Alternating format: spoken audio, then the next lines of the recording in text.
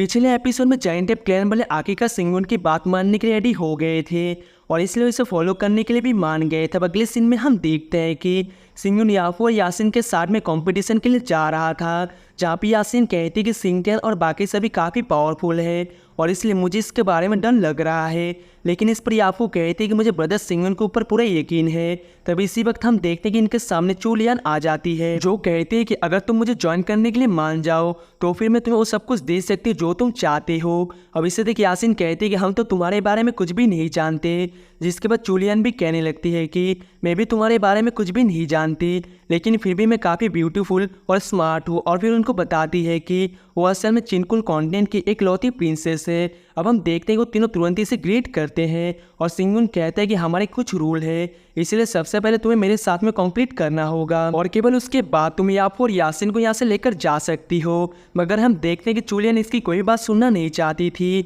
और फिर वो कहती कि मैं तो यहाँ की प्रिंसेस हूँ, इसलिए ये दोनों अब से मेरे हैं और तुम भी मेरा बन सकते हो। ये सुनकर सिंगुन पूछता है क्या मैं, जिसके बाद चूलियन कहती है कि तुम एरिना में बेस्ट हो, लेकिन सबसे ज़रूरी बात यह है कि तुमने मेरे ब्रदर को सबक सिखाया और इसलिए मैं इस बात से काफ़ी सेटिस्फाई हूँ। फिर वो बताती है कि मैं और चूसिंग 10 हाफ सिबलिंग्स है, लेकिन असल में मेरे फादर को बचपन से ही बुली कर रहा है और सबसे बड़ी प्रॉब्लम यह है कि वो इकलौता बेटा है और इसलिए वो हर जगह पे बहुत ही व्यस्त होती है। फिर वो सिंगुन से कहता है कि मैं भी इसीलिए अपने फादर को प्रूव करना चाहती हूँ कि मैं भी असल में सिंगटियान से बुरी नहीं हूँ। अब ये सुनकर सिंगुन कहता है कि तुम्हारे पास में तो ग्रेट एम्बिशन है और इसलिए मैं इसके लिए तुम्हारी तारीफ करता हूँ, लेकिन असल में सिंगुन अभी भी इसकी बात मानने के लिए रेडी नहीं होता और यहाँ से जाने लगते हैं। अब हम देखते हैं कि इस बात से चूलियन काफ़ी परेशान हो जाती है, जिसके बाद सिंगुन कहता है कि मैं पहले से इसके लिए एग्री हो गया हूँ और इसलिए मैं इस गेम को पूरी ईमानदारी से जीतूंगा। तभी हम देखते हैं कि चूलियन इसे रोकने लगती है और कहती है कि उन्होंने इसके बारे में पहले से ही कोई प्लानिंग कर लिया होगा। इसके अलावा मेरा ब्रदर तो तुम्हारा सामना करने के लिए निर्वाणा होली फायर के यूज़ करेगा, लेकिन फिर भी अगर तुम मुझे हरा सकती हो तो फिर मैं तुम्हें जिंदा रख सकती हूँ। मगर अभी भी हम देखते हैं कि सिंगुन की इसके बारे में कोई भी चिंता नहीं होती और हम देखते हैं कि उनका सामना करने के लिए भी रेडी होता है। तभी हम देखते हैं कि एक सोल्जर आकर चूलियन को उसके टीचर के बारे में बताता है, जिस पर चूलियन कहती है कि उसे स्लम के लोगों में बांट दो और फिर वो कहती है कि इसे तो सिंगटियन के बारे में कोई भी चिंता नहीं है और अब इसीलिए मैं इसे देखने वाली हूँ। वही हम देखते हैं कि सिंगुन भी कंपटीशन के लिए आ गया था, जहाँ पर सभी लोग इसके बारे में बात कर रहे होते हैं और कहते हैं कि ये तो इनको अकेले ही बहुत ही शानदार टक्कर दे रहा है। वही हम देखते हैं कि सीमन भी सिंगुन के सामने आकर खड़ा हो गया था और वो कहता है कि क्या तुम यहाँ पर मरने के लिए आए हो। तभी सीमा भी कहने लगता है कि तुम तो एक कॉमनर हो, लेकिन इसके बाद भी तुम आओके अकेडमी में एंटर करने में कामयाब हो गए, जबकि इसके बाद भी तुम हमारे हाथों मरना चाहते हो, लेकिन क्या सच में तुम्हें लगता है कि तुम इसे डिजर्व करते हो। अब इस पर सिंगुन भी कहता है कि तुम भी इसे बिल्कुल भी डिजर्व नहीं करते। मगर तभी हम देखते हैं कि वेल्डर भी अब यहाँ पर आ गया था, जो कि कंपटीशन को शुरू करने के लिए रेडी होता है और फिर वो बताता है कि इसमें सिंगल फायर की यूज़ की एबिलिटी का टेस्ट होगा, जहाँ पर हम देखने के सिंगुन का अभी भी इसके बारे में कोई भी चिंता नहीं होती और इसलिए फिर से इनका सामना करने के लिए रेडी हो गया था। तभी हम देखते हैं कि एल्डर भी इसे स्टार्ट करने के लिए रेडी हो जाता है और वो कहता है कि जो भी इसमें हारेगा इसमें एलिमिनेट हो जाएगा। मगर हम देखते हैं कि इनके पास में केवल एक ही इंस्टेंस के जलने तक का टाइम होता है। तभी इसे देख सभी बात करने लगते हैं कि इनमें से सबसे पहले कौन एलिमिनेट होगा, जिस पर एक आदमी कहता है कि ये तो पूरी तरह से क्लियर है और ये सिंगुन के अलावा और कौन हो सकता है। मगर हम देखते हैं कि सिंगुन की इसके बारे में कोई भी चिंता नहीं होती, इसलिए उनसे पूछता है कि तुम सभी एक साथ में आओगे या फिर एक एक करके आओगे। अब ये सुनकर सिंगटियन कहता है कि मैं तो रॉयल फैमिली से हूँ और इसलिए मैं किसी को भी इस तरह से बुली नहीं करना चाहूँगा। अब हम देखते हैं कि सीमन तुरंत ही सिंगुन के साथ में फाइट करने के लिए रेडी हो गया था और कहता है कि मैं तो इसे अकेले ही देख लूँगा और इसलिए तुम्हें इसके बारे में चिंता करने की ज़रूरत नहीं है।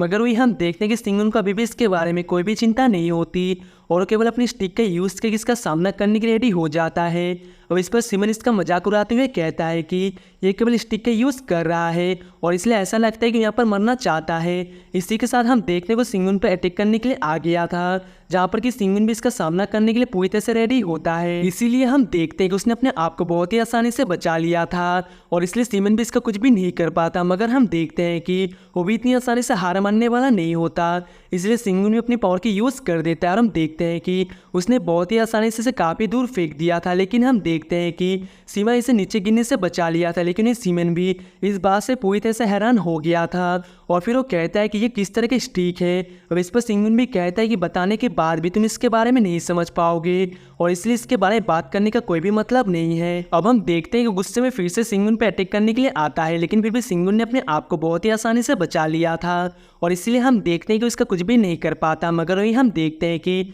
सिंगुन भी अपनी पावर की यूज़ करने के लिए रेडी हो गया था, इसलिए अपने वोल्केनिक हिस्ट्री का यूज़ करके अटैक कर देता है, जहाँ पर कि सीमेन अब इसके सामने कुछ भी नहीं कर पाता। अब हम देखते हैं कि इस बात से सभी काफ़ी हैरान हो गए थे और वो कहने लगते कि सीमेन तो मेजर फैमिली से है, लेकिन इसके बाद भी सिंगुन ने इसको बहुत ही आसानी से हरा दिया। मगर तभी हम देखते हैं कि चुलियन भी यहाँ पर आ जाती है और इसलिए इसे तक सभी से ग्रीट करने लगते हैं। वही सिंगुन कहते हैं कौन बोल रहा था कि वो मुझे मारेगा। अब हम देखते हैं कि सीमा भी सिंगुन का सामना करने के लिए रेडी हो गया था और इसे अपनी पावर की यूज़ करके इस पर अटैक कर देता है। मगर अभी भी हम देखते हैं कि सिंगुन ने अपने आप को इसके अटैक से बचा लिया था और वो फिर से इसका सामना करने के लिए रेडी होता है। तभी हम देखते हैं कि सीमा अपने पायनियर बोन का यूज़ करके अटैक करने के लिए रेडी हो जाता है, लेकिन इस बार भी सिंगुन ने अपने आप को बहुत ही आसानी से बचा लिया था, जिसे देख याबो को भी सिंगुन के बारे में चिंता होने लगती है। तभी चुलियन उससे कहती है कि सिंगुन इस गेम को नहीं जीतेगा, लेकिन फिर भी अगर तुम मुझे फॉलो करने के लिए मान जाती हो तो फिर मैं इसके बारे में कुछ कर सकती हूँ। लेकिन इसके बाद भी हम देखते हैं कि यासिन को पूरा यकीन होता है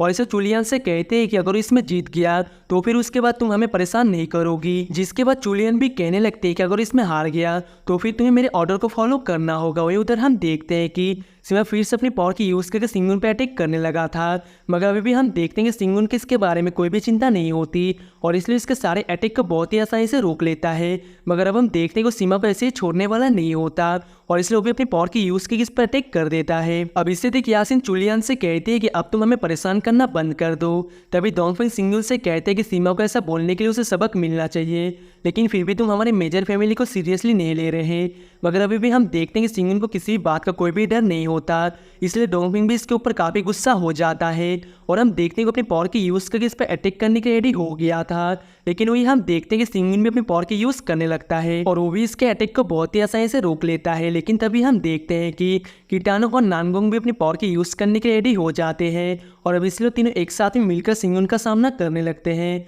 मगर अभी भी हम देखते हैं कि सिंगुन इतनी आसानी से इनके सामने हार मानने वाला नहीं होता। जिसके बाद हम देखते हैं किटानो अपनी फायर पावर की यूज़ करके इससे कैद कर देता है। अब इसीलिए हम देखते हैं कि यासिन को भी इसके बारे में चिंता होने लगती है। मगर तभी हम देखते हैं कि सिंगुन में अपनी स्पीड से में आ गया था, जहाँ पे हम देखते हैं कि उसके सामने गेल 13 शॉट टेक्निक होती है और अब इसलिए तुरंत इसके अंदर आ जाती है। जिसके बाद हम देखते हैं कि सिंगुन भी इसे यूज़ करने के लिए पूरी तरह से रेडी हो गया था और इसलिए सभी एक साथ ही मिलकर भी इसका कुछ भी नहीं कर पाते। लेकिन वो इससे देख येलिंग भी पूरी तरह से हैरान हो गई थी और फिर वो कहती है कि ये शॉट टेक्निक तो बिल्कुल उसी के जैसे है और इसलिए कहीं ऐसा तो नहीं कि वो वापस आ गया है। मगर वही हम देखते हैं कि इतनी आसानी से हार मानने वाले नहीं होते और वो फिर से इस पर अटैक करने के लिए जाने लगते हैं। लेकिन तभी हम देखते हैं कि सिंगुन ने अपनी गेल 13 शॉट टेक्निक का यूज़ कर दिया था, जहाँ पर कि इसे रोकने के लिए कुछ भी नहीं कर पाते और इसलिए सिंगुन ने इनको बहुत ही आसानी से हरा दिया था। तभी सिंगुन कहने लगता है गेल 13 शॉट स्टैक टेक्निक के साथ में मर्ज हो गई है, लेकिन मैंने ऐसा उम्मीद नहीं किया था कि इतना पावरफुल होगा। वही हम देखते हैं कि येलिंग भी इस बात से हैरान होने लगती है और कहती है कि कहीं मैं इसके बारे में ओवर थिंकिंग तो नहीं कर रही। वही बाकी सभी लोग कहने लगते हैं कि सिंगुन ने तो इनको बहुत ही आसानी से हरा दिया और इसलिए ऐसा लगता है कि वो तो इसके सामने कुछ भी नहीं है। तभी सिंगटन सिंगुन से कहने लगता है कि आज तुम यहाँ पर काफ़ी थक गए होगे, इसीलिए मुझे लगता है कि हमें अगले दिन फाइट करना चाहिए और इसीलिए मैं जानना चाहता हूँ कि इसके बारे में तुम्हारा क्या विचार है। मगर वही हम देखते हैं कि सिंगुन तो इसके साथ फाइट करने के लिए पूरी तरह से रेडी होता है। सो गाइस, इसी के साथ ये वाला एपिसोड यहीं पर एंड होता है और अगर आपको मेरी एक्सप्लेनेशन अच्छी लगी या फिर आप इसका नेक्स्ट एपिसोड देखने के लिए एक्साइटेड हो तो वीडियो को लाइक करके चैनल को सब्सक्राइब कर लेना। मिलते हैं नेक्स्ट वीडियो में, तब तक के लिए tata bye bye and take care.